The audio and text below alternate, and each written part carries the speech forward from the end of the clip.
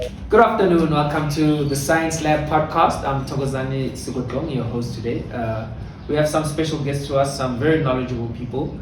They are researchers and they're going to tell us all about research today. And yeah, we'll hear from them. We welcome Josh.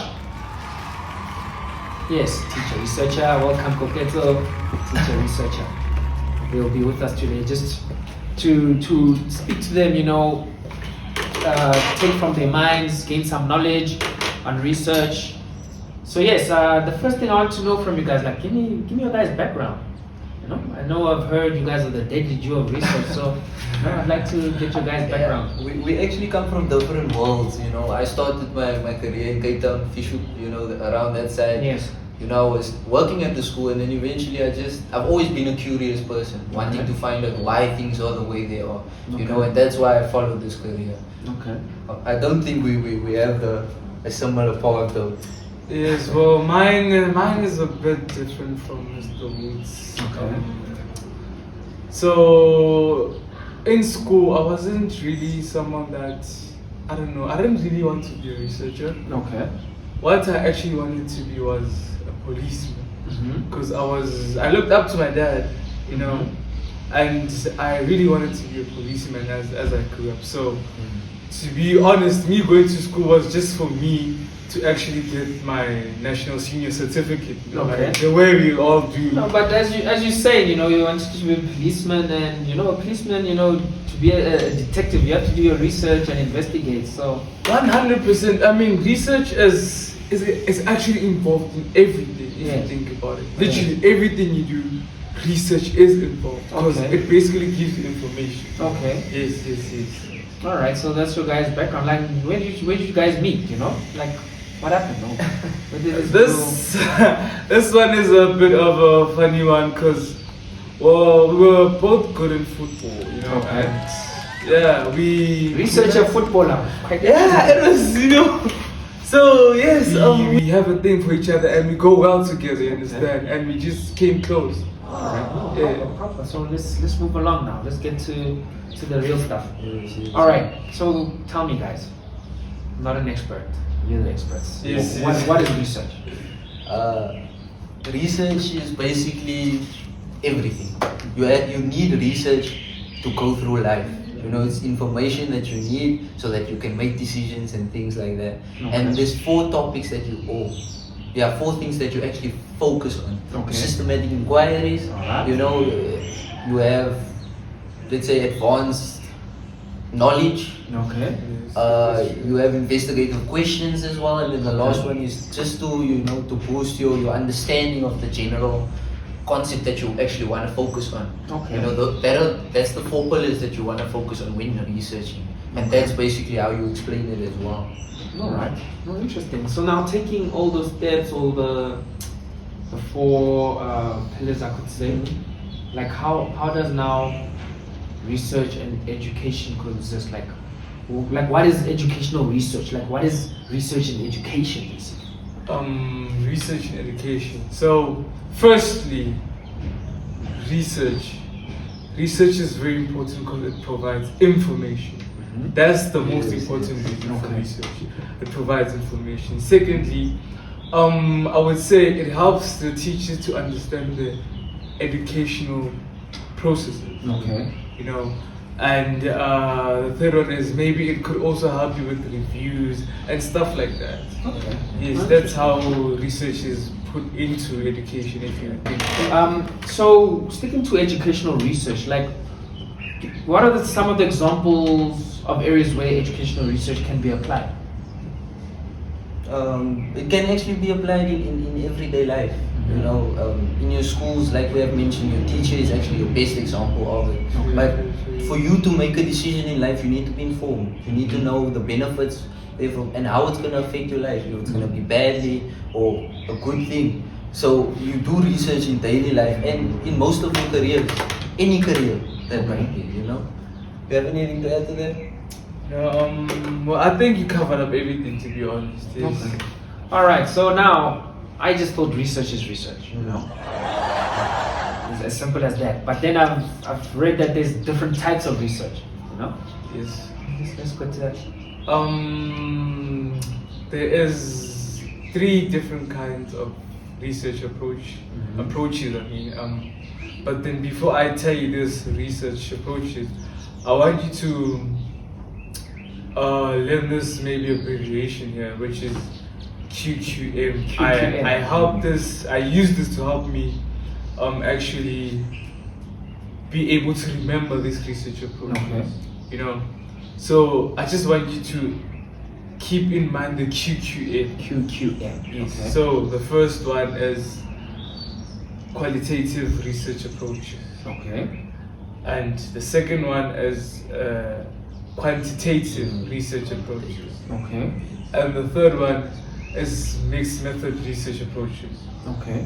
So just do think about it. If you keep the QQM, they all start with those letters QQM. Okay. But then if you think that the two Qs are gonna maybe mix you up a bit, you can maybe, there's an old saying that maybe people like saying, which is quality over quantity. Mm-hmm. So you just keep in mind that the quality stands for qualitative and the quantity stands for quantitative. Okay. And you just know that the M stands for the mixed research approach. So it's them together. Yes, basically. Alright, that's very interesting. Yes. And then when we stick to that, then I saw that there were basic steps in research. Yes, they are. Let's get into that also. Because I want to understand what are these basic steps in research. 8 steps, eh? It's 8 steps. Okay. It's 8 steps. So the first step is to identify them. Okay. You know, like just knowing what everything is about. Yes. And the second one is to review the literature. Yes. Third one is to decide the research design, and then we move on to the fourth one, which is to formulate the research question. Okay. And the fifth one is to gather all the information we have. Mm-hmm. After that, moving on to the sixth, which is to analyze the data. And the seventh one. Mr. What's the seventh one again? To interpret. Oh, yes, to interpret the data. That's the Okay. seventh one. Then And did the you last at work? one- Yes. Yes. And the last one is to write and share the data. I don't know how to put this question. Like a teacher as a researcher. Yes. Like the teacher as a researcher. Then how do you explain that since we spoke about the steps and everything? It's intertwined. you Yeah, know? it's put together actually. It's put together because for you to teach the next generation, you need to be informed about what your topic is, you know. So if they have any questions and things, you're able to answer them. Okay. You're not really going to have an effect on them or change their lives with this information if you're not going to know how to answer the questions that they have. You know, once they give you a question, you need to be able to say, okay, this is the way this can help you in this scenario and that, you know, and that helps you provide the information to them and make sure that they actually understand it and Okay. they're able to use it in their daily lives after that, you know. Okay. Yes, 100%. 100%. Alright, thank you guys. But now coming to my problem. There's this word that I've been reading. I don't know how to pronounce it. Pseudoscience. What? Pseudoscience. Pseudoscience. What? Pseudoscience. So it's science versus pseudoscience. Yes. Let's get into that. Yeah, so it's basically the approach that you come. You know, pseudoscience is more of a, let's say it's gonna be all of us. All of us are in this together. We are doing this research together, and it doesn't really make that big of a difference because you don't look at the failures and things of your you know, your research that you're doing. So it's more of a general side of looking things. Yes. Everybody can be involved. You know, it's not, there's no simple process that needs to be followed. Where scientific is more of your science side of things. There's a strict policy or process that you have to follow, you know, and that's really the difference of the two. So it's not really that. Suicide is you can take this direction. Yeah, yes. How do I ask this? Like, obviously, research is important. We spoke about that. We see a whole lot of research. We see a whole lot of whatever. But then, how do we tell that it's true, man? Like, how are we able to determine the reliability and the truthfulness of what we read and what we see and what we hear? Yeah. I think you can take the lead on this one. Okay. So firstly, you know,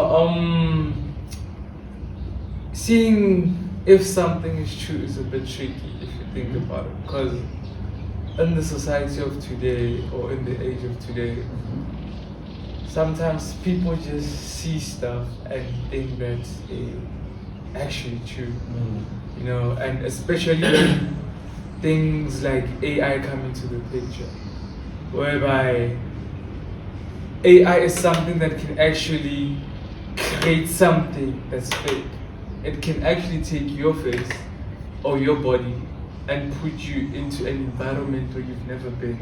Okay. And people would actually think that's you and it is true. You know, so I think this just boils down to the people knowing which certain steps they should take in order to know if something is true.